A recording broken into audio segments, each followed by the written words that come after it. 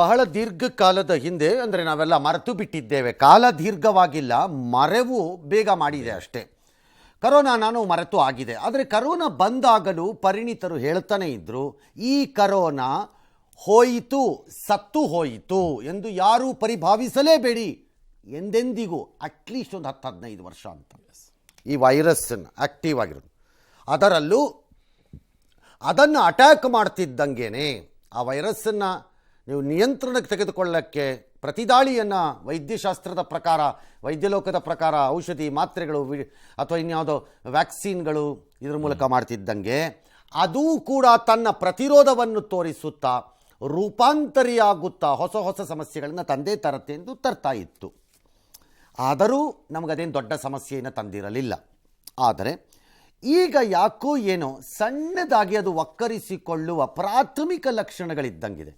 Need not be worrying. ಅದು ಈಗ ಬಂದಿರೋ ಲೆಕ್ಕಾಚಾರ ನೋಡಿದ್ರೆ ಕರೋನಾ ಕೇಸ್ಗಳ ಸಂಖ್ಯೆ ಕೆಲವು ಕಡೆಗಳಲ್ಲಿ ಹೆಚ್ಚುತ್ತಾ ಇದೆ. ಉದಾಹರಣೆಗೆ ಅಮೆರಿಕ, ಬ್ರಿಟನ್, ಚೀನಾ, ಫ್ರಾನ್ಸ್ ದೇಶದಲ್ಲಿ ಕಂಡು ಬಂದಿತ್ತು. ಇದು ಹೊಸ ರೂಪಾಂತರಿ ತಳಿ JN1 ನಂಬರ್ 1 JN1 ಅಂತ. ಅದು ಈಗ ಭಾರತದಲ್ಲೂ ಕಾಣಿಸಿಕೊಂಡಿದೆ. ಕಾಣಿಸಿಕೊಂಡ್ರೆ ದೊಡ್ಡದಲ್ಲ, ಈ ಥರ ನೂರಾರು ರೂಪಾಂತರಿಗಳು ಬಂದಾಯಿತು, ಅವು ಹೋಗೂ ಆಯಿತು. ಕೆಲವು ಒಳಗಡೆಯೇ ಇರಬಹುದು ನಮ್ಮ ಸಮಾಜ ಮತ್ತು ನಮ್ಮ ದೇಹದ ಒಳಗಡೆ, ಯಾವ್ಯಾವುದೋ ರೂಪದಲ್ಲಿ. ಅದು ಆಗಾಗ ಒಕ್ಕರಿಸ್ತಿರ್ಬೇಕದು ಅಂತ ಕಾಣುತ್ತೆ. ನೆರೆಯ ಕೇರಳದಲ್ಲಿ ಮೊದಲನೆಯ JN1 ಪತ್ತೆಯಾದಂಗಿದೆ.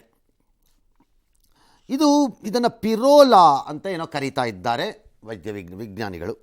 ಇದು ಅಪಾಯಕಾರಿನ ಅಲ್ವಾ ಅನ್ನುವುದಕ್ಕೆ ಬೇಕಾದ ಯಾವುದೇ ಬಹಳ ದೊಡ್ಡ ಆಳವಾದ ಅಧ್ಯಯನ ನಡೆದಂಗೆ ಕಾಣಿಸ್ತಾ ಇಲ್ಲ. ಬಿಕಾಸ್ ಪ್ರಕರಣಗಳು ಹೆಚ್ಚಾದಾಗ ಅಧ್ಯಯನಗಳು ಬರುತ್ತವೆ. ಆದರೆ ಇದು ಅವತ್ತಿನ ಕರೋನಾ ರೀತಿಯೋ ಏನೋ ಒಂದು ಸ್ವಲ್ಪ ಶರವೇಗದಲ್ಲಿ ಹಬ್ಬುವ ಲಕ್ಷಣವನ್ನು ತೋರಿಸಿದೆ. ಕೇರಳದ ಕಣ್ಣೂರಿನಲ್ಲಿ 80 ವರ್ಷದ ವೃದ್ಧರೊಬ್ಬರು ಕೋವಿಡ್ಗೆ ಬಲಿಯಾಗಿದ್ದಾರೆ ಎಂಬ ವರದಿಗಳು ಬರ್ತಾ ಇದೆ. ಅವರು ಈ JN1ಗೆ ಆಗಿದ್ದಾರೋ ಅಥವಾ ನಿರ್ದಿಷ್ಟವಾದಂತಹ ಬೇರೆ ಯಾವುದಾದ್ರು ಕೋಮಾಬಿಟಿಸ್ ಯಾವ್ದಾರು ಇದ್ದು ಬೇರೆ ಹೃದಯ ಸಮಸ್ಯೆಗಳು ಯಾವ್ದಾದ್ರು ಇದಾಗಿದೆಯೋ ಗೊತ್ತಿಲ್ಲ. ಬಟ್ ಸದ್ಯಕ್ಕೆ ಇದನ್ನು ಕೋವಿಡ್ಗೆ ಬಲಿ ಇರಬಹುದು ಅಂತಲೇ ಲೆಕ್ಕದಲ್ಲಿಡ್ತಾ ಇದ್ದಾರೆ. ಕಳೆದ 2 ದಿನಗಳಿಂದ ಇದು 2ನೆಯ ಸಾವು ಈ ಪ್ರಕಾರದಲ್ಲಿ ಕೋವಿಡ್ ಅನ್ನೋ ಹೆಸರಿನಲ್ಲೇ. ಕಣ್ಣೂರಿನ ಪಾನೂರಿನಲ್ಲಿ ಸಾರ್ವಜನಿಕ ಸ್ಥಳಗಳಲ್ಲಿ ಮಾಸ್ಕ್ ಧಾರಣೆಯನ್ನು ಕಡ್ಡಾಯ ಮಾಡಿದ್ದಾರೆ. ಮಾಡ್ಕೊಳ್ಳಿ ಬಿಡ್ರಿ, ನಮಗೇನು ಸಮಾಚಾರ ಅಂತ ಅಲ್ಲ, ನಾವು ಹೇಗೆ ನೆಗ್ಲೆಕ್ಟ್ ಮಾಡಬಾರ್ದು ಅನ್ನೋಕ್ಕೆ ಈ ಸುದ್ದಿ ನಿಮ್ಮ ಮುಂದೆ ಅಷ್ಟೆ. ಪ್ಲಸ್ ಇವಾಗಿನ ಹವಾಮಾನ ಹಾಗೂ ಹೀಗೂ ಆಡ್ತಾ ಇರೋದ್ರಿಂದ, ಅದರ ಜೊತೆಯಲ್ಲೇ ಇನ್ನಿತರ ವೈರಸ್ಗಳು ಆ್ಯಕ್ಟಿವ್ ಆಗಿರೋದ್ರಿಂದ, ಅದು ನೆಗಡಿ ಇರ್ಬೋದು, ಕೆಮ್ಮಿರ್ಬೋದು, ಅಥವಾ ಗಂಟ್ಲದ್ದು ಕೆರೆತ ಇರಬಹುದು, ತಲೆನೋವು ಇರಬಹುದು, ಅಥವಾ ಬರೀ ಈ ಹಣೆ ಭಾಗ ಮಾತ್ರ ಪೇಯ್ನ್ ಬರೋ ಥರ ಇರಬಹುದು. ಈ ಥರ ಎಲ್ಲ ಏನೇನಿದೆ ಇದೆಲ್ಲ ಹವಾಮಾನದ ಚಳಿ ಮತ್ತು ಇದರ ಪ್ರಕಾರದಲ್ಲಿ ಅದು ಬರ್ತಾ ಇರೋದರಿಂದ ಎಚ್ಚರಿಕೆ ನಮ್ಮ ಕೈಲಿರಬೇಕು ಅನ್ನೋಕ್ಕೆ ಈ ಸುದ್ದಿ. ನಿಮ್ಮನ್ನು ಗಾಬರಿ ಪಡಿಸೋಕ್ಕಲ್ಲ. ಸಾರ್ವಜನಿಕ ಸಭೆ ಸಮಾರಂಭಗಳ ಮೇಲೆಯೂ ಹಲವು ನಿರ್ಬಂಧಗಳನ್ನು ಅಲ್ಲಿ ಹೇರಲಿಕ್ಕೆ ಪ್ರಾರಂಭ ಮಾಡಿಕೊಂಡಿದ್ದಾರೆ. ಈ ಬೆನ್ನಲ್ಲೇ ರಾಜ್ಯ ಸರ್ಕಾರ ಬಹು ಸಹಜವಾಗಿ ಅಲರ್ಟ್ ಆದಂಗಿದೆ. ಆರೋಗ್ಯ ಮಂತ್ರಿ ದಿನೇಶ್ ಗುಂಡೂರಾವ್ ತುರ್ತು ಸಭೆಯನ್ನು ನಡೆಸಿ ಅಗತ್ಯ ಮುಂಜಾಗ್ರತಾ ಕ್ರಮ ತೆಗೆದುಕೊಳ್ಳಬೇಕು ಅಂತ ಕೆಲ ಸೂಚನೆಗಳನ್ನು ಕೊಟ್ಕೊಂಡಿದ್ದಾರೆ. ಸದ್ಯಕ್ಕೆ 58 ಕೇಸ್ ಅಷ್ಟೇ ಇದೆ, ಆತಂಕ ಬೇಡ ಅಂತಂದಿದ್ದಾರೆ. 58 ಕೇಸ್ ನಮ್ಮಲ್ಲಿ ಹೌದು ಅಷ್ಟೇ ಇದೆ, ಆತಂಕ ಪಡಬೇಡಿ ಎಂದಿದ್ದಾರೆ. ಇಟ್ಸ್ ಆಲ್ ರೈಟ್, ನಾವು ಆತಂಕ ಪಡಬೇಕು ಅಂತ ನಾನು ಹೇಳಿಲ್ಲ. ಬಟ್ ಆತಂಕ ಪಡಬೇಡಿ ಅಂತ ಹೇಳಿಬಿಟ್ರು ಅಂದ್ಬಿಟ್ಟು ಉಡಾಫೆ ಇರಬೇಕಿಲ್ಲ ಅಷ್ಟೇ. ಏನೋ ಮಂಗಳವಾರ ತಾಂತ್ರಿಕ ಸಮಿತಿ ಏನೋ ಕರ್ಕೊಂಡಿದ್ದಾರೆ, ಅಲ್ಲಿ ಏನೋ ತೀರ್ಮಾನ ಮಾಡ್ಕೋತಾರೆ. ಏನು ಹಿಂದೆ ಕೋವಿಡ್ನ ಮಹಾಮಾರಿ ಆಗಿತ್ತು, ಅದೇ ರೀತಿಯಾಗಿ ಇದಾಗುತ್ತೆ ಅಂತ ಯಾರು ಕೂಡ ನಮ್ಗೆ ಆ ಎಚ್ಚರಿಕೆಯನ್ನು ಕೂಡ ಕೊಟ್ಟಿಲ್ಲ. ಸೊ ಅದರಿಂದ ಆತಂಕ ಪಡ್ಕೊಂಡು ಭಯ ಪಡುವಂತದ್ದು ಯಾರು ಕೂಡ ಮಾಡ್ಕೋಬಾರದು. ಈ ಕೆಮ್ಮು, ಕಫ, ಜ್ವರ ಖಂಡಿತವಾಗಿ ಅದನ್ನ ಟೆಸ್ಟ್ ಮಾಡಿಸ್ಕೊಂಡ್ಬಿಡೋದು ಒಳ್ಳೇದು. ಕೇರಳದಿಂದ ಕರ್ನಾಟಕಕ್ಕೆ ಬರೋರ್ನ ಎಲ್ಲರೂ ತಪಾಸಣೆ ಮಾಡಿಸ್ಬೇಕು, ಅಥವಾ ಏರ್ಪೋರ್ಟ್ ಅಲ್ಲಿ ಬರೋರು ಎಲ್ಲರೂ ತಪಾಸಣೆ ಮಾಡಿಸ್ಬೇಕು, ರೈಲ್ವೆ ಸ್ಟೇಷನ್ ಬರೋರು ಎಲ್ಲರೂ ತಪಾಸಣೆ ಮಾಡಿಸ್ಬೇಕು. ಅದು ಈಗಿನ ಪರಿಸ್ಥಿತಿ ಅದು ಅವಶ್ಯಕತೆ ಇಲ್ಲ. ಅವಶ್ಯಕತೆ ಈಗಿಲ್ಲ. ಮುಂದೆ ಅದರ ಅವಶ್ಯಕತೆ ಬಂದರೂ ಆ ಪರೀಕ್ಷೆಗಳು ಹೇಗೆ ನಡೆಯತ್ವೆ ಅನ್ನೋ ಅರಿವು ನಮಗಿದೆ. ಬಟ್ ಈಗ ರೀಸೆಂಟ್ ಆಗಿ ಅದು ಸರಿಯಾಗಿ ನಡೆಯಕ್ಕಾಗಲ್ಲ. ಕಳ್ಳಾಟ ಮಾಡೋ ನಮ್ಮ ಜನ, ತಪ್ಪಿಸ್ಕೊಂಡು ಓಡಾಡೋರು, ಆಮೇಲೆ ನಮ್ಮವರೇ ಮಾಡೋರು ಸರಿಯಾಗಿ ಮಾಡದೇ ಇರೋದು, ಹೀಗೆಲ್ಲ ನೋಡಿದ್ದೀವಿ. ಏನೋ ವೈಯಕ್ತಿಕವಾಗಿ ಎಚ್ಚರಿಕೆಗಳಲ್ಲಿ ಇರಿ. ಬಟ್ ರೀಸೆಂಟ್ ಆಗಿ ಇತ್ತೀಚೆಗೆ ಸರ್ ತುಂಬಾ ವೈರಲ್ ಫೀವರ್ಗಳು ಕಾಣಿಸ್ಕೊಳ್ತಾ ಇದೆ, ಲೈಕ್ ಕೊರೋನಾ ಸಿಂಪ್ಟಮ್ಸ್ ರೀತಿಯಲ್ಲಿ ಕಾಣಿಸ್ಕೊಳ್ತಾ ಇತ್ತು. ಸೊ ನಾವು ಟೆಸ್ಟ್ ಮಾಡದೇ ಇದ್ದಕ್ಕೆ ನಮಗೆ ಗೊತ್ತಾಗ್ತಿಲ್ವಾ ಏನು ಅಂತ ಹೇಳಿ ಸರ್. ಈ ಹಿಂದೆಯೂ ಕಾಣಿಸ್ಕೊತಾ ಇತ್ತು. ಹೌದು, ಈ ಥರದ ವೈರಲ್ ಫೀವರ್ಗಳು, ಮೂಗು ಸೋರುವುದು, ಜ್ವರ ಬರುವುದು, ಕೈಕಾಲು ನೋವು, ತಲೆನೋವು, ಇದೆಲ್ಲ ಈ ಚಳಿಗಾಲ, ಈ ಕಾಲದಲ್ಲಿ ಈ ಈಚೆಯಿಂದ ಆಚೆ ಮಳೆಗಾಲ, ಚಳಿಗಾಲದಿಂದ ಶಿಫ್ಟ್ ಆಗೋವಾಗ, ಚಳಿಗಾಲದಿಂದ ಬೇಸಿಗೆ ಒಳಗೆ ಹೋಗೋವಾಗ ಈ ಥರ ಎಲ್ಲ ಹಿಂದೆನೂ ಕಾಣಿಸ್ಕೋತಿತ್ತು. ನಿಮಗಾಗ ಕರೋನಾ ಎಂಬ ಒಂದು ಮಹಾಮಾರಿಯ ಅರಿವಿರಲಿಲ್ಲ. ನೀವು ಸುಮ್ಮನೆ ಏನೋ ಜ್ವರ ಬಂದಿದೆ ತಗೊಳ 2 ಮಾತ್ರೆ ಅಂದ್ಬಿಟ್ಟು ಮುಂದಕ್ಕೆ ಹೋಗ್ತಿರ್ತಿದ್ರಿ. ಈಗ ಕರೋನಾ ಅನ್ನೋದೊಂದು ಬಂದುಬಿಟ್ಟಿದೆ, ಮತ್ತು ಅದರ ಜೊತೆಗೆ ಅವನು ಸತ್ತೋಗ್ಬಿಟ್ಟ, ಅವನು ಸತ್ತೋಗ್ಬಿಟ್ಟ ಅಂತೆಲ್ಲ ಕೇಳಿಸ್ಕೊಂಡ್ಬಿಟ್ಟಿರ್ತೀರಿ. ಹಾಗೆ ಸ್ವಲ್ಪ ಹೆಚ್ಚು ಚಿಂತಾಕ್ರಾಂತರಾಗಿ ಚರ್ಚೆಯನ್ನು ಮಾಡ್ತೀರಿ. ಸದ್ಯಕ್ಕೆ ಈ ಅವಧಿಯಲ್ಲಿ ಬರುತ್ತಿರುವ ಯಾವುದೇ ಜ್ವರಗಳು ಎಲ್ಲವೂ ಕರೋನಾ ಅಂತಲೋ ಅಥವಾ ಅದರಿಂದ ಬಂದುಬಿಡ್ತಿದೆ ಅಂತನಲ್ಲ, ಸಹಜ ಪ್ರಕ್ರಿಯೆಯಲ್ಲಿ ಬರಬಹುದಾದ ಜ್ವರಗಳಿವೆಲ್ಲ. ಬಟ್ ಈ ಸಂದರ್ಭದಲ್ಲಿ ಟೆಸ್ಟ್ ಮಾಡಿಸುವಂಥದ್ದು ಅಗತ್ಯತೆ ಬರುತ್ತಾ ಬರೋದಿಲ್ಲ ಅಂತ ಅವರವರ ವೈದ್ಯರ ಸಲಹೆಯನ್ನು ಪಡ್ಕೊಂಡು ಓಕೆ ಅವರವರ ಶಕ್ತಿಯಾನುಸಾರ ಅವರವರ ಪರಿಸ್ಥಿತಿಗಳನ್ನು ಅವಲೋಕನ ಮಾಡಿಕೊಂಡು ಒಂದೊಂದು ಪರೀಕ್ಷೆಯನ್ನು ಮಾಡಿಸಿಕೊಳ್ಳೋದು ಸೂಕ್ತ ಮತ್ತು ಮುಂಜಾಗ್ರತೆಯಲ್ಲಿ ಒಳ್ಳೆಯದು. Okay, I am not saying general ಹಿಂದೆ ಕಾಣಿಸುತ್ತ ತಕ್ಷಣ ಸಿಂಪ್ಟಮ್ ಕಾಣಿದ ತಕ್ಷಣ ಸ್ಯಾಂಪಲ್ ಕೊಡೋದು, ಸಿಂಪ್ಟಮ್ ಕಾಣ್ತಕ್ಷಣ ಸ್ಯಾಂಪಲ್ ಕೊಡೋದು, ನಾನು ಏನು ಹೇಳ್ತಿಲ್ಲ ಅದನ್ನ. ಅಂಥ ಪರಿಸ್ಥಿತಿ ಇದೆ ಅಂತ ಅನಿಸೂ ಇಲ್ಲ, ಕಾಣಿಸ್ತಾನೂ ಇಲ್ಲ ಸದ್ಯಕ್ಕೆ. ಆದರೆ ಯಾರಿಗಾದರೂ ಎಕ್ಸ್ಟ್ರಾ ಕೇರ್ಫುಲ್ ಆಗಿರಬೇಕಾದವರು ಅಂತ ಅನ್ಕೋತಾರೆ ಅಂಥವ್ರು they can do it, they can get it checked out. Okay, ಒಂದು ಸ್ಯಾಂಪಲ್ ಕೊಡೋದ್ರಿಂದ, ಬ್ಲಡ್ ಸ್ಯಾಂಪಲ್ ಕೊಡೋದ್ರಿಂದ ಏನು ಕಳ್ಕೊಳ್ಳಲ್ಲ ಯಾವುದು. ಓಕೆ, ಬಟ್ ಸರ್ಕಾರದ ಈಗ ಸ್ಟ್ಯಾಂಡ್ ಕರೆಕ್ಟ್ ಆಗಿದೆ ಅಲ್ಲ ಸರ್? ಈಗ ಅಂಥದ್ದು ಈಗ ಸರ್ಕಾರ ಏನು ಮಾಡ್ಬೋದು ಹೇಳಿ? ಈಗ ಇದೊಂಥರ ವೆರಿ ಫ್ಲೂಯಿಡ್ ಸಿಚುಯೇಷನ್. ಈಗ ಹೌದು, ಇಲ್ಲ ಅಂತಲೂ ಹೇಳೋ ಹಂಗಿಲ್ಲ. ಎಕ್ಸಾಕ್ಟ್ಲಿ, ಬಂದುಬಿಟ್ಟಿದೆ, ನಿಮಗೆ ಯಾರು ಹೊರಗಡೆ ಬರಬೇಡಿ ಅಂತ ಹೇಳೋ ಸ್ಟೇಜು ಅಲ್ಲ. ಹೌದು, ಹಾಗಾಗಿ ಇಲ್ಲ to go on a qualified ಆಗಿ ಒಂದು ಮೆಷರ್ನಲ್ಲಿ ಒಂದು ಸ್ವಲ್ಪ ನೋಡಿಕೊಂಡು ತಗ್ಗಿ ಬಗ್ಗೆ ನೋಡ್ಕೊಂಡು ಬಂದಂಗೆ ನೋಡ್ಕೊಂಡು ರೆಸ್ಪಾಂಡ್ ಮಾಡಬೇಕು. Yes, okay. ಇನ್ನು ಬೆಳಗಾವಿ ಮಹಿಳೆ ಮೇಲಿನ ದೌರ್ಜನ್ಯ ಪ್ರಕರಣ ದೊಡ್ಡ ಮಟ್ಟದಲ್ಲಿ ಸದ್ದು ಮಾಡ್ತಾ ಇದೆ. ನಿನ್ನೆ ದೆಹಲಿಯಲ್ಲಿ ಧ್ವನಿ ಎತ್ತಿದ್ರು ಬಿಜೆಪಿಗರು, ಇವತ್ತು ಬೆಳಗಾವಿಗೆ ಅವರು ಭೇಟಿ ಕೊಟ್ಟರು. ಸಂಸದೆ ಅಪರಾಜಿತಾ ಸಿಂಗ್ ನೇತೃತ್ವದ ಬಿಜೆಪಿ ಸತ್ಯ ಶೋಧನಾ ಸಮಿತಿ ಸದಸ್ಯರು ಇವತ್ತು ಭೇಟಿಯನ್ನು ಕೊಟ್ಟರು, ಆರೋಗ್ಯವನ್ನೆಲ್ಲ ವಿಚಾರಣೆ ಮಾಡಿದ್ರು, ಘಟನೆ ಬಗ್ಗೆ ಮಾಹಿತಿಯನ್ನು ಪಡ್ಕೊಂಡಿದ್ದಾರೆ, ಸ್ಥಳಕ್ಕೂ ಕೂಡ ತೆರಳಿದ್ರು. ಇದಕ್ಕೆ ನಿಜಕ್ಕೂ ಕೂಡ ತಲೆ ತಗ್ಗಿಸುವ ಘಟನೆ. ಬೆಳಗಾವಿಯಲ್ಲಿದ್ರು ಸಿಎಂ ಕೂಡ ಯಾರು ಕೂಡ ಸಂತ್ರಸ್ತೆಯನ್ನು ಭೇಟಿ ಮಾಡಲಿಲ್ಲ, ಯಾಕೆ ಅಂತ ಆಕ್ರೋಶ. ಈ ಹಲ್ಲೆ ಹಿಂದೆ ಸಚಿವ ಸತೀಶ್ ಜಾರಕಿಹೊಳಿ ಬೆಂಬಲಿಗರ ಕೈವಾಡೆ ಅಂತ ಶಂಕೆ ವ್ಯಕ್ತಪಡಿಸಿದ್ರು. ಕಾಂಗ್ರೆಸ್ ಸರ್ಕಾರದ ಅವಧಿಯಲ್ಲಿ 43,000 ಕ್ರಿಮಿನಲ್ ಕೇಸ್ ದಾಖಲಾಗ್ಬಿಟ್ಟಿದೆ, ರಾಜ್ಯದಲ್ಲಿ ಕಾನೂನು ಸುವ್ಯವಸ್ಥೆ ಹದಗೆಟ್ಟು ಬಿಟ್ಟಿದೆ ಅಂತ ಕಿಡಿಕಾರಿದ್ರು. ಇನ್ನು ಪರಿಶಿಷ್ಟ ಪಂಗಡಗಳ ರಾಷ್ಟ್ರೀಯ ಮಹಿಳಾ ಆಯೋಗದ ಸದಸ್ಯರು ಕೂಡ ಸಂತ್ರಸ್ತೆಯನ್ನು ಇವತ್ತು ಭೇಟಿ ಮಾಡಿದ್ದಾರೆ. ಸೊ ಬಿಜೆಪಿ ಸಮಿತಿ ಬರೋ ಮುನ್ನವೇ, ಅಂದ್ರೆ ನಿನ್ನೆ ರಾತ್ರಿಯೇ ಸತೀಶ್ ಜಾರಕಿಹೊಳಿ ಅವರು ಹೋದ್ರು, ಸಚಿವರು ಆಸ್ಪತ್ರೆಗೆ ದೌಡಾಯಿಸಿ ಸಂತ್ರಸ್ತೆಯ ಆರೋಗ್ಯವನ್ನು ವಿಚಾರಿಸಿ 5 ಲಕ್ಷ ರೂಪಾಯಿ ಪರಿಹಾರವನ್ನು ಕೂಡ ಕೊಟ್ಟಿದ್ದಾರೆ. ಇದೇ ಹೊತ್ತಲ್ಲಿ ಸಂತ್ರಸ್ತೆಯ ಭೇಟಿಗೆ ಹೈಕೋರ್ಟ್ ನಿರ್ಬಂಧವನ್ನು ವಿಧಿಸಿದೆ. ರಾಜಕಾರಣಿಗಳು ಸೇರಿ ಯಾರೇ ಆಗಲಿ ವೈದ್ಯರ ಲಿಖಿತ ಅನುಮತಿ ಇಲ್ಲದೆ ಯಾರು ಕೂಡ ಭೇಟಿ ಆಗೋ ಹಾಗಿಲ್ಲ ಅಂತ ಹೈಕೋರ್ಟ್ ಕೂಡ ಹೇಳಿದೆ. ಇದು ಕುಟುಂಬಸ್ಥರು ಮತ್ತು ಶಾಸನಬದ್ಧ ಸಂಸ್ಥೆ, ತನಿಖಾಧಿಕಾರಿಗಳಿಗೆ ಅನ್ವಯಿಸಲ್ಲ, ಅವರನ್ನ ಬಿಟ್ಟು ಉಳಿದವರಿಗೆ. ಮತ್ತೊಂದು ಕಡೆಗೆ ರಾಜ್ಯಾದ್ಯಂತ ಬಿಜೆಪಿ ಕಾರ್ಯಕರ್ತರು ಸರ್ಕಾರದ ವಿರುದ್ಧ ಇವತ್ತು ಪ್ರತಿಭಟನೆಯನ್ನ ಮಾಡಿದ್ರು. ಬೆಂಗಳೂರಿನಲ್ಲಿ ಗೃಹ ಸಚಿವರ ಮನೆಗೆ ಮುತ್ತಿಗೆ ಹಾಕೋಕೆ ಕೂಡ ಪ್ರಯತ್ನ ಪಟ್ಟರು. ಆದರೆ ಬಿಜೆಪಿಗರು ಈ ವಿಚಾರದಲ್ಲಿ ರಾಜಕೀಯ ಮಾಡ್ತಾ ಇದ್ದಾರೆ ಅಂತ ಸಿಎಂ ಡಿಸಿಎಂ ಆರೋಪ. ಈ ನಡುವೆ ಮತ್ತೆ 3 ಕಾಕ್ತಿ ಪೊಲೀಸರು ಬಂಧಿಸಿದ್ದಾರೆ. ಒಟ್ಟು ಈಗ 11 ಜನ ಆಗಿದ್ದಾರೆ, ಒಬ್ಬರು ಬಾಲಾಪುರದಿಂದ ಕೂಡ ಇದ್ದಾರೆ. यह वारदात हुआ क्यों, इसी प्रश्न को पूरा देश कांग्रेस की सरकार से पूछ रहा है. ऐसा कैसे हुआ कि 15 लोग घर में घुस जाएंगे और महिला को निर्वस्त्र करके पिटाई करेंगे? यह स्टेट गवर्नमेंट का, राज्य सरकार का बहुत बड़ा फेलियर है, उनकी बड़ी असफलता है. इस बात को हमें मानना पड़ेगा. ಅಡ್ಡಾ ಅವರು ಇದರಲ್ಲಿ ಬಿಜೆಪಿ ರಾಜಕೀಯ ಮಾಡ್ತಾ ಇದ್ದಾರೆ. ಕಾನೂನು ರೀತಿ ಏನೇನು ಕ್ರಮಗಳು ತಗೋಬೇಕು ಸರ್ಕಾರ ಎಲ್ಲ ಕ್ರಮಗಳನ್ನು ಕೂಡ ತಗೊಂಡಿದೆ. ನಿನ್ನೆ ಒಂದು ಜೈಲಾಗಿದೆ ಗೊತ್ತಾ ನಿಮಗೆ? 9 ವರ್ಷದ ಹುಡುಗಿಗೆ ರೇಪ್ ಮಾಡಿದ್ದ ಯಾರೋ ಅವನು ಬಿಜೆಪಿ ಅವನು ಮಾಡಿದ್ದ. ಹಂಗನ್ಬಿಟ್ಟು ನೀವೇನು ಮಾಡಬೇಕು? ರಾಜಕಾರಣ ಆಗಬಾರದು ಅಂತ ಮುಖ್ಯಮಂತ್ರಿಗಳ ನಿರೀಕ್ಷೆ ಮಾಡೋಕ್ಕಾಗಲ್ಲ. ಹಾಗೆ ಆಗುತ್ತೆ. ನೀವು ಎಲ್ಲ ರಾಜಸ್ಥಾನದಲ್ಲಾದಾಗಲೋ ಮಧ್ಯಪ್ರದೇಶದಲ್ಲಾದಾಗಲೋ ಏನು ಮಾಡ್ತೀರೋ, ಮಣಿಪುರದಲ್ಲಾದಾಗಲೋ ಏನು ಮಾಡ್ತೀರೋ ಅದನ್ನೇ ಎಲ್ಲರೂ ಮಾಡ್ತಾರೆ. ಹಾಗಾಗಿ ನೀವು ಅಧಿಕಾರದಲ್ಲಿದ್ದಾಗ ಇದು ರಾಜಕಾರಣ ಮಾಡಬೇಡಿ ಅಂತ ತಕ್ಷಣ ಅವರೆಲ್ಲ ಸುಮ್ಮನೆ ಆಗ್ಬಿಡಬೇಕು, ಅವರು ಅಧಿಕಾರದಲ್ಲಿದ್ದಾಗ ಅವರು ರಾಜಕಾರಣ ಮಾಡಬೇಡಿ ಅಂತ ಹೇಳಿ ನೀವು ಸುಮ್ಮನೆ ಆಗ್ಬಿಡಬೇಕು ಅನ್ನೋದನ್ನು ನಿರೀಕ್ಷೆ ಮಾಡುವಂತಹ ಮೂರ್ಖರಲ್ಲ ಈ ದೇಶದ ನಾಗರಿಕರು.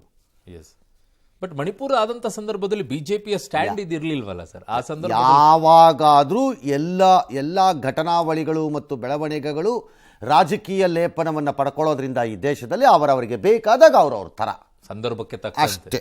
ಓಕೆ, ಅಲ್ಟಿಮೇಟ್ಲಿ ತಗಲಾಕೊಂಡ್ರು ತಗಲಾಕೋತಾರೆ, ಪಾಪ ಅನುಭವಿಸ್ತಾರೆ. ಸಂಸತ್ನಲ್ಲಿ ದಾಂಧಲೆ ಬಿಸಿದವರ ಆತಂಕಕಾರಿ ಕಥೆಗಳೀಗ ಪ್ಲ್ಯಾನ್ಗಳಿಗೆ ಬರ್ತಾ ಇದೆ. ಅವರು ಸರ್ಕಾರಕ್ಕೆ ಸಂದೇಶ ಕಳಿಸೋದಕ್ಕೆ ಹಲವಾರು ಪ್ಲ್ಯಾನ್ ಮಾಡಿದ್ರಂತೆ.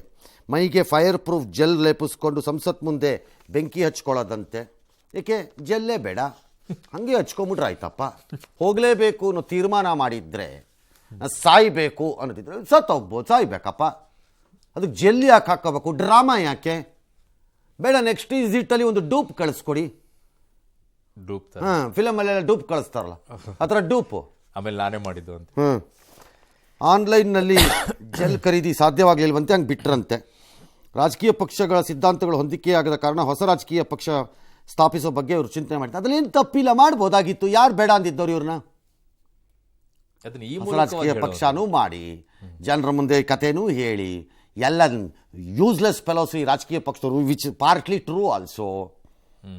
ಅದೇನು ಫುಲ್ ಅಸತ್ಯ ಏನಲ್ಲಪ್ಪ, ಹೇಳಿ ಮಾಡಬೇಕಾಗಿತ್ತು. ಇತ್ತ ಮೈಸೂರಿನಲ್ಲಿ ನಗರ ಬಿಟ್ಟು ಎಲ್ಲಿಗೂ ಹೋಗಬಾರ್ದು ಅಂತ ಅವ್ರ ಪೋಷಕರಿಗೆ, ಅದೇ ಯಾರ ಮನೋರಂಜನೆ ಪೋಷಕರಿಗೆ ಹೇಳಿದಾರಂತೆ.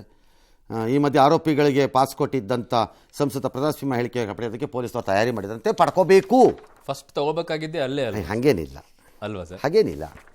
ತನಿಖೆಯ ಭಾಗವಾಗಿ you have to call him and take a statement. Okay. And ಅದನ್ನು ಫರ್ದರ್ ಇನ್ವೆಸ್ಟಿಗೇಟ್ ಮಾಡಬೇಕು. ಅದರಲ್ಲಿ ಯಾವ ಅನುಮಾನನೂ ಇಲ್ಲ. ಅವನೇ ಅಲ್ಲಿ ಸ್ಟಾರ್ಟ್ ಆಯಿತು, ಹಂಗಾಗಿ ಅಲ್ಲಿಂದನೇ ಸ್ಟಾರ್ಟ್ ಮಾಡ್ತೀವಿ ಅಂತ ಏನಿಲ್ಲ ತನಿಖೆಯಲ್ಲಿ. ಪ್ರತಾಪ್ ಸಿಂಹ ಅವರು ಇಲ್ಲಿವರೆಗೂ ಒಂದು ಸ್ಪಷ್ಟನೆ ಆದರೂ ಕೊಡಬಹುದಾಗಿತ್ತಲ್ಲ sir? That is left to him. Why should he give you? He will give it to law. ಅಲ್ಲ, ಲಾಕ್ ಕೊಡಬಹುದು ಸರ್, ದೇಶಕ್ಕೂ ಒಂದು ಸ್ಪಷ್ಟನೆ ಕೊಡ್ತಾರೆ. ಪ್ರಜಾಪ್ರಭುತ್ವದ ಪರವಾಗಿ ಅವ್ರು ಕೊಟ್ಕೊಂಡಿದ್ದಾರೆ. ಈಗ ಅವ್ರು ಕೊಡ್ತಾರೆ, ಅವ್ರು ಇಷ್ಟ. ಲಾಗಂತೂ ಕೊಡಬೇಕು ಅವರು. ಹೌದು, ಜನಕ್ಕೆ ಕೊಡ್ತಾರೋ ಬಿಡ್ತಾರೋ ಅದನ್ನು ಜನ ತೀರ್ಮಾನ ಮಾಡ್ಕೊಳ್ಳಿ. ನಮಗೊಂದು ಸ್ಪಷ್ಟನೆ ಕೊಡಲಿಲ್ಲ ಇವರು ಅಂತ ಬೇಕಾರೆ. ಓಕೆ, ಈಗೇನು ಇದು ಪ್ರಜಾಪ್ರಭುತ್ವ. ಬಟ್ ಕಾನೂನು ಕೊಡಲೇಬೇಕು. ಅವ್ರನ್ನ ಬಿಟ್ಟು ತನಿಖೆ ಮಾಡಿದ್ರೆ ಅದು ಅಪೂರ್ಣ ತನಿಖೆ ಆಗುತ್ತೆ. ಕರೀಲೇಬೇಕು, ಅವ್ರ ಪರಿಸ್ಥಿತಿ ಏನು ಅಂತ ನೋಡಬೇಕು, ಯಾವ ಸಂದರ್ಭದಲ್ಲಿ ಅದು ಇಶ್ಯೂ ಆಯಿತು ಅನ್ನೋದನ್ನು ಚೆಕ್ ಮಾಡಿಸ್ಬೇಕು, ಅವರ ಪರಿಚಯದ ಆಳ ಏನು ಅನ್ನೋದನ್ನು ತನಿಖೆ ತಿಳ್ಕೋಬೇಕು. ಹಾಗಾಗಿ ಅವರಲ್ಲಿ ಪಾತ್ರ ಇದೆಯೋ ಇಲ್ಲವೋ ಅನ್ನೋದು ನಿರ್ಧಾರ ಆಗಬೇಕು. ಅದರಲ್ಲಿ ಯಾವ ಅನುಮಾನನೂ ಇಲ್ಲ. ಓಕೆ. ಇನ್ನು ಸಂಸತ್ ದಾಳಿ ಪ್ರಕರಣದಲ್ಲಿ ರಾಜಕೀಯ ಮುಂದುವರೆದಿದೆ. ಈ ಪ್ರಕರಣದಲ್ಲಿ ಪ್ರತಾಪ್ ಸಿಂಹರನ್ನ ಸಿಲುಕಿಸುವ ಷಡ್ಯಂತ್ರವನ್ನ ಕಾಂಗ್ರೆಸ್ ನಡೆಸಿದೆ ಅಂತ ಬಿಜೆಪಿಯ ಲೆಹರ್ ಸಿಂಗ್ ಆರೋಪ. ಯತೀಂದ್ರ ಸಿದ್ದರಾಮಯ್ಯರನ್ನ ಲೋಕಸಭೆ ಚುನಾವಣೆಗೆ ನಿಲ್ಲಿಸುವ ಪ್ರಯತ್ನಗಳೆಲ್ಲ ನಡೀತಾ ಇದೆ. ಇದರ ಭಾಗವಾಗಿ ಪ್ರತಾಪ್ ಸಿಂಹರನ್ನ ಸಿಲುಕಿಸುವ ಸಂಚಿದು ಅಂತ ಅವರ ಆರೋಪ. ರಾಜ್ಯದಲ್ಲಿ ನಗರ ನಕ್ಸಲರನ್ನ ಸರ್ಕಾರ ಘೋಷಿಸ್ತಾ ಇದೆ ಅನ್ನುವಂಥ ಆರೋಪ. ಆದರೆ ಈ ಆರೋಪವನ್ನು ಮುಖ್ಯಮಂತ್ರಿಗಳು ತಳ್ಳಿ ಹಾಕಿದ್ದಾರೆ. ಈ ಮಧ್ಯೆ ನಿರುದ್ಯೋಗ, ಹಣದುಬ್ಬರಗಳಿಂದಾಗಿಯೇ ಈ ಘಟನೆ ನಡೆದಿದೆ ಅಂತ ಕೇಂದ್ರದ ವಿರುದ್ಧ ರಾಹುಲ್ ಗಾಂಧಿ ಅವರ ದೂಷಣೆ. ಘಟನೆ ಬಗ್ಗೆ ಎಲ್ಲಾ ಸಂಸದರಿಗೆ ಪತ್ರ ಬರೆದಿದ್ದಾರೆ ಸ್ಪೀಕರ್ ಓಂ ಬಿರ್ಲಾ ಅವರು. 13 ಸಂಸದರ ಅಮಾನತಿಗೂ ಡಿಸೆಂಬರ್ 13ರ ಘಟನೆಗೂ ಯಾವ ಸಂಬಂಧನೂ ಇಲ್ಲ ಅಂತ ಅವರ ಸ್ಪಷ್ಟನೆ. ಭದ್ರತಾ ಲೋಪದ ಬಗ್ಗೆ ತನಿಖೆ ನಡೆಸ್ತಾ ಇದೀವಿ ಅಂತ ಹೇಳಿದ್ದಾರೆ. ಅವ್ರಿಗೆ ಸೀಟ್ ಬಿಟ್ಕೊಟ್ರು ಸಿದ್ದರಾಮಯ್ಯ ಅವ್ರಿಗೆ. ಈಗ ಸಿದ್ದರಾಮಯ್ಯ ಅವ್ರನ್ನ ಪಾರ್ಲಿಮೆಂಟ್ ನಿಲ್ಲಿಸಬಹುದು. ಯತೀಂದ್ರ ಸಿದ್ದರಾಮಯ್ಯ ಅವ್ರನ್ನ ಸರ್ ಪ್ರತಾಪ್ ಸಿಂಹ ಟಾರ್ಗೆಟ್ ಸ್ಪಷ್ಟವಾಗಿ ಕಾಣಿಸ್ತದೆ. ಅವ್ರನ್ನ ಹೆಂಗೆ ಫ್ರೇಮ್ ಮಾಡಿದ್ದಾರೆ. ಭದ್ರತಾ ಲೋಪ ಆಗಿರೋದು ನಿಜನಾ ಸುಳ್ಳ ಆಗಿದೆಯಲ್ಲ, ಅದು ಹೇಳೋದು ರಾಜಕೀಯನಾ? ಅದು ಆರೋಪ ಅಲ್ಲ. ಪಾಪ ನಿಂತುಗಳದ ಜನ ಒಟ್ಟಾರೆ ಹಿನ್ನೆಲೆಯನ್ನ ನೋಡಿದ್ರೆ ಈ ಒಂದು ಘಟನೆ ಇದೇನೋ ಯಾರೋ ತಿಳಿಗೇಡಿಗಳು ಮಾಡಿದಂತ ಘಟನೆ ಅಲ್ಲ. ಇದು ಬಹಳ ಪ್ಲಾನ್ಡ್ ಆಗಿ ವ್ಯವಸ್ಥಿತವಾಗಿ ಭಾರತದ ಭದ್ರತಾ ಲೋಪವೋ ಅಲ್ಲವೋ, ಸಿಎಂ ಭದ್ರತಾ ಲೋಪವೇ, ಅನುಮಾನ ಇಲ್ಲ. ಅದಕ್ಕೆ ಏನು ಮಾಡಬೇಕು? ತನಿಖೆ ಆಗಬೇಕು. ಏನ ಕಾರಣ, ನಂತರ ಕಾರಣ ಏನು ಎತ್ತ ಎಲ್ಲ ತಿಳ್ಕೋಬೇಕು. ಅದಕ್ಕೆ ಕರೆಕ್ಟಿವ್ ಮೆಷರ್ಸ್ನ ನೀವು ತೆಕ್ಕೋಬೇಕು. ಬಹಳ ಸರಳವಾದದ್ದು. ಬಟ್ ದಿ ಪ್ರಾಬ್ಲಮ್ ಈಸ್ ತನಿಖೆ ಭದ್ರತಾ ಲೋಪವನ್ನು ದಾಟಿ ಈಗ ರಾಹುಲ್ ಗಾಂಧಿಯವರು ಭದ್ರತಾ ಲೋಪ ಇದು, ಅಮಿತ್ ಶಾ ಒಂದು ಉತ್ತರ ಕೊಡ್ತಿದ್ರೆ ಏನು ಅರ್ಥ ಸದನದಲ್ಲಿ? ಅದ್ರ ಯಾವ ತಪ್ಪು ಇಲ್ಲ, ನನಗೆ ನಂಗೆ ಅನ್ಸಲ್ಲ ತಪ್ಪು ಅಂತ. ಕೊಡ್ಲೇಬೇಕು ಸ್ಪಷ್ಟನೆ. ಹೌದು, ದೇಶ ಬಯಸತ್ತದನ್ನ ಯಾಕೆ ಕೊಡಬಾರ್ದು? ಆದರೆ ಇದಕ್ಕೆ ನಿರುದ್ಯೋಗ ಕಾರಣ, ಹಣದುಬ್ಬರ ಹೇಗೆ ನಿರುದ್ಯೋಗ ಕಾರಣ ಆಗುತ್ತೆ? ಹಾಗಾದ್ರೆ ಕಾಂಗ್ರೆಸ್ ಅಧಿಕಾರದಲ್ಲಿದ್ದಾಗ ನಿರುದ್ಯೋಗ ಇರಲಿಲ್ವಾ? ಯಾವನು ತರಲೆ ನನಗೆ ಉದ್ಯೋಗ ಸಿಕ್ಕಲಿಲ್ಲ ಅಂದ್ಬಿಟ್ಟು ಯಾವನು ಕಚಡ ಕೆಲಸ ಮಾಡಿಲ್ವಾ? ಹಂಗಾರೆ ಪಾರ್ಲಿಮೆಂಟಿಗೆ ಬಂದರೆ ಮಾತ್ರ ನಿರುದ್ಯೋಗ ಇಲ್ಲದೆ ಇದ್ದವನದ್ದು ದೊಡ್ಡದಾ? ಬೇರೆ ಕಡೆ ನಾಳೆ ಕಾಂಗ್ರೆಸ್ ಅಧಿಕಾರಕ್ಕೆ ಬಂದಾಗ ನಿರುದ್ಯೋಗ ಇರಲ್ವಾ? ಯಾವುದಾದ್ರೂ ಪ್ರಪಂಚದ ಯಾವುದಾದ್ರೂ ದೇಶದಲ್ಲಿ, ಯಾವುದಾದ್ರೂ ವರ್ಷದಲ್ಲಿ, ಯಾವುದಾದ್ರೂ ಕಾಲಘಟ್ಟದಲ್ಲಿ ಝೀರೋ ನಿರುದ್ಯೋಗ ಅನ್ನೋದು ಇದೆಯೋ? ಎಲ್ಲೂ ಇಲ್ಲ. ಇದೆಯೋ? ಯಾವ ದೇಶದಲ್ಲಿ? How can it be? Why are we encouraging such things? ನಮ್ಮಲ್ಲಿ ಜನಸಂಖ್ಯೆ ಜಾಸ್ತಿ ಇರೋದ್ರಿಂದ ನಿರುದ್ಯೋಗ ಒಂಚೂರು ಜಾಸ್ತಿನೂ ಇದೆ. ಎಷ್ಟಿದೆಯೋ ಅಷ್ಟಿದೆ, ನಿಮ್ಗೆ ಅದು ಕರೆಸ್ಪಾಂಡಿಂಗ್ ಆಗಿ ಇರುತ್ತೆ. ಎಕ್ಸಾಕ್ಟ್ಲಿ ನಿಮ್ಗೆ ಎಕ್ಸಾಕ್ಟ್ಲಿ ಅಲ್ವಾ? ಅಮೆರಿಕದಲ್ಲೂ ನಿರುದ್ಯೋಗ, ಎಲ್ಲ ಕಡೆನೂ ನಿರುದ್ಯೋಗ. ಆದರೆ ಆ ನಿರುದ್ಯೋಗ ಇಲ್ಲ ಅಂದ್ಬಿಟ್ಟು ನಾನು ಇಲ್ಲಿ ಬಂದ್ಬಿಡ್ತೀನಿ, ಅಲ್ಲೆಲ್ಲ ಬಾಂಬ್ ಹಾಕ್ಬಿಡ್ತೀನಿ, ಯಾವನ್ಗೋ ಚುಚ್ಬಿಡ್ತೀನಿ ಅಂತಂದರೆ how can Rahul Gandhi defend it tomorrow? ನಾಳೆ ಕಾಂಗ್ರೆಸ್ ಅಧಿಕಾರಕ್ಕೆ ಬಂತು ಅಂತ ಇಟ್ಕೊಳ್ಳೋಣಪ್ಪ. ಆಗ ನನಗೆ ನಿರುದ್ಯೋಗ, ಹಾಗಾಗಿ ನಾನು ಅಲ್ಲಿ ಹೋಗ್ತಾ ಇದ್ದಿದ್ದು ಮಂತ್ರಿ ಕಾರ್ ಮೇಲೆ ಬಾಂಬ್ ಹಾಕ್ಬಿಟ್ಟೆ ಅಂತಂದರೆ ಆವಾಗ ಬಿಜೆಪಿ ನಿರುದ್ಯೋಗದಿಂದ ಆಗಿರೋದು ಇವೆಲ್ಲ ಅಂತಂದ್ರೆ ಓಕೆನಾ? ಹಂಗಾಗಲ್ಲ. ಅಲ್ಲ, ಇಲ್ಲೂ ಮಾಡಬಾರ್ದು. ಇಲ್ಲೂ ವಿಧಾನಸಭೆ ಒಳಗೆ ಒಬ್ರು ಹೋಗಿದ್ರಲ್ಲ, ಅದು ನಿರುದ್ಯೋಗಿ ಅಲ್ಲ, ಅದು ಅಲ್ಲ, ಇದು ಅಲ್ಲಿ ಏನ್ ಹೇಳ್ತಾರೆ ಅಂತ ಅಲ್ಲ, ಅದು ಬೇರೆ ವಿಚಾರ ಅದು.